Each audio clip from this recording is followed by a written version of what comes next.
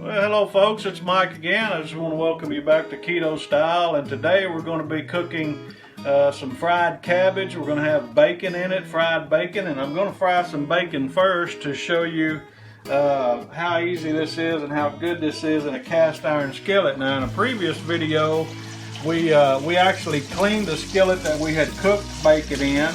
I showed you how to clean a skillet real good and also to re-season it.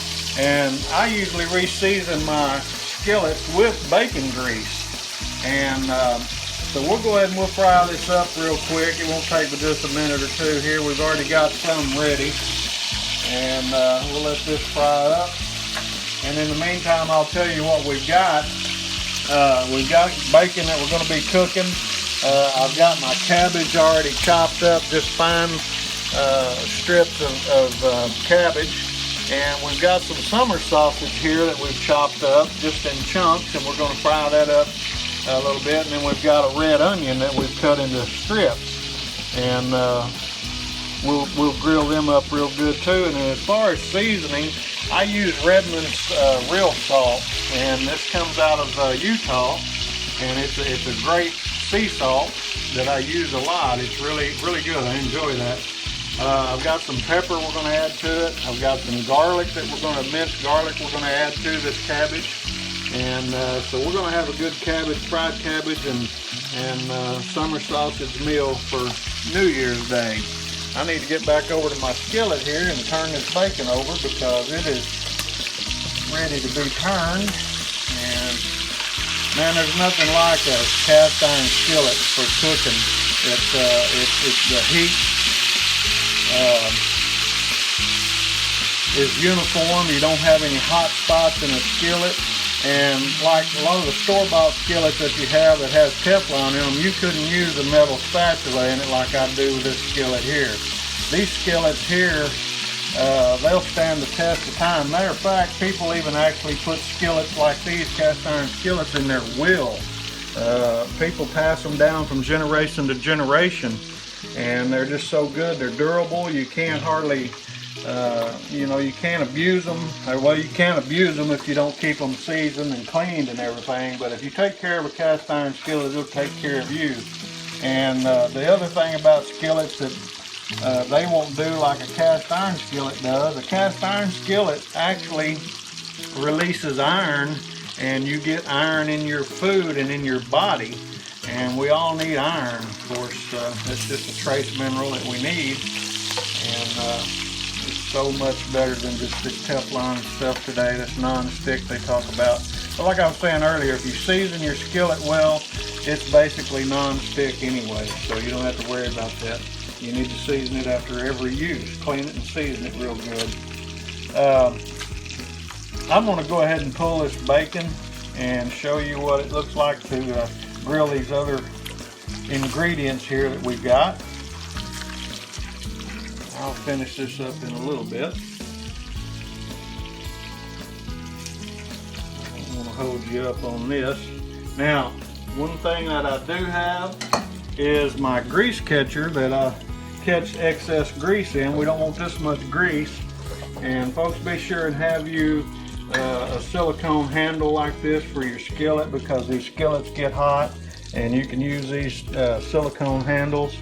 A good skillet has two handles on it, one long handle and a short handle where you can pick it up with a pot holder, and you can just pour your grease out. Now, I'm not going to pour it all out because I need it to cook up my onions, so we're just going to pour out a good portion of that. These grease catchers are really good. You've got a strainer in the top. You just pour your hot grease in it. It'll strain down through the holes. And let me show you what it looks like down in the bottom here. It's kind of hot. But see, it just strains down in. You got real clean bacon grease then. And that's all I ever put in it. I don't mix any other type of grease. I just save my bacon grease. So that's that. Now, what I'm going to do today is I'm going to put my red onion in and grill these lightly. And I've got these chopped in strips. So I actually want them kind of rough chopped and big to go into this cabbage, because the cabbage is cooked down in strips also. We'll get that down in there and get some of that grease on it and everything. It'll help saute these onions up real good.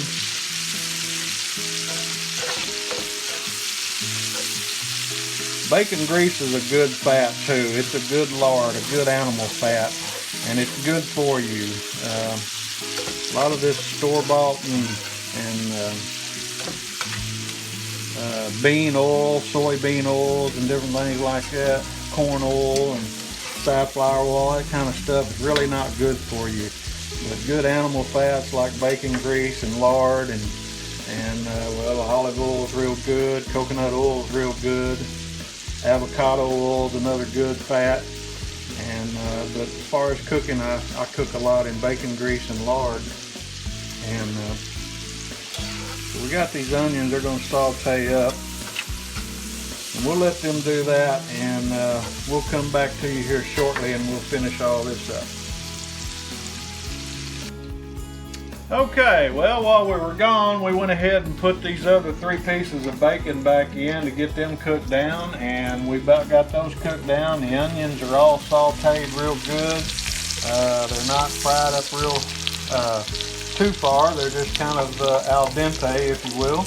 And so what we're going to do, we're going to go ahead and pull these other 3 pieces of bacon. I'm going to put them on my paper plate here to drain them, and I'm going to go ahead and pull these onions up so we can get the summer sausage in here and start frying it up. And look at those onions, that's really good. That'd be good on just a hamburger. I just love onions on hamburgers. But the thing about onions now, folks, I mean, these you got to be careful with onions because onions are actually sweet, and so it will raise your carb count up as far as if you're doing this keto style, which we are. So you got to be careful with you know, vegetables that's grown underground. That's one of your big key indicators right there. If it's something that you can eat on keto, is if it's grown below the ground, generally like carrots and onions and stuff like that, potatoes, all those things are real sweet and starchy and they turn to sugar. So you got to watch your sugar count on onions and stuff like that. But anyway, it's New Year's and we're going to have some good old cabbage with some onions in it and bacon. But just be careful with that. I just want to make note of that. We'll put these over here and let these be draining on the paper plate, and we'll get our summer sausage. Now, this is just regular summer sausage.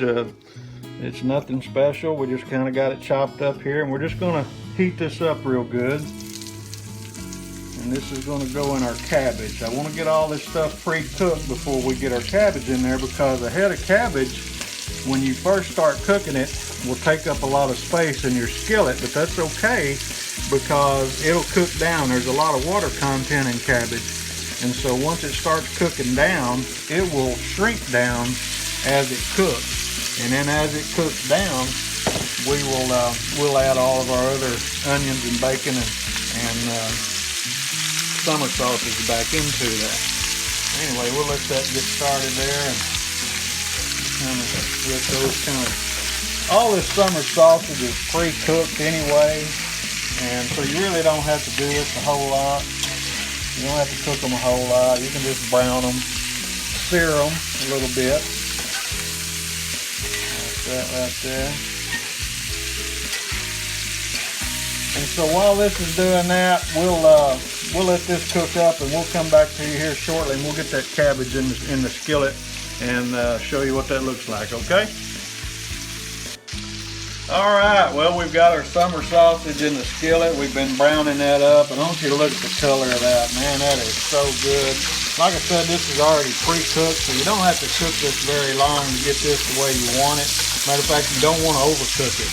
So you just get a good sear on this all the way around, and we'll go ahead and pull this, and then we'll get our cabbage started. So you'll bear with me here shortly. We're just going to pour this up, and I hope I can do this without messing up. And I can't do that way. So what we'll do, I got some tongs here, so let's just take and pick these up with tongs. That's a lot safer. Oh yeah, that's much better. Good old summer sausage and cabbage. This is going to be so good, folks. If you've never had summer sausage and cabbage and onions, you need to give this a try. It's real simple and it's real healthy. Cabbage is really good for you.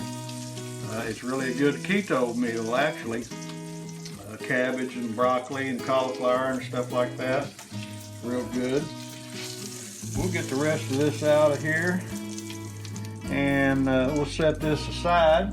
And what we're going to do now, and we still got a little bit of grease in here, and that's about right. If you'll take a look at that, you don't need a whole lot of grease. There's very little grease in there, basically just enough to cover the bottom of the pan. And we're going to start putting our cabbage in there. Now, you don't want to dump this whole bowl in there. You want to kind of just start lightly layering this in here. Because like I said, cabbage has water content to it. It has water in it, and so we don't want this to by chance splash up on us. So be sure and just lay this in here. And like I said, it's going to take up the whole pan because this is a big head of cabbage. But that's okay, because as it cooks, it will begin to cook down and shrink down on you. So don't freak out because it's taking up so much room in your skillet here.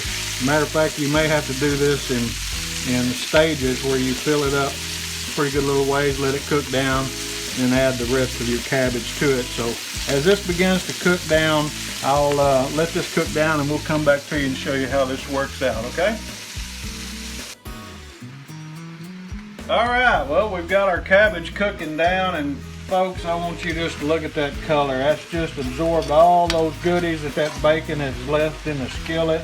Look how brown that is. That's just got a beautiful color. It's starting to get really soft and pliable. The water's cooking down on it. And if you'd have seen this earlier when I got all the rest of the, I'll drop the piece there, I'll have to eat that. How about that? But anyway,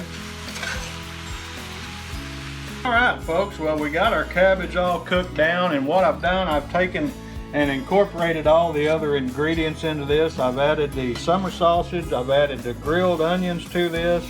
I took and crunched up the bacon into bacon bits, and a couple other things that I did. I added 2 tablespoons, or actually 2 teaspoons of minced garlic, and I put about 1.5 tablespoons, maybe almost 2 tablespoons of Redmond's real salt, and then I added about 1.5 tablespoons of black pepper, and we just took and mixed all this up. I just wanted to show you the finished product here and let you see what this looks like when you fry up cabbage and add your summer sausage and your bacon, your grilled onions, and your garlic and everything to that.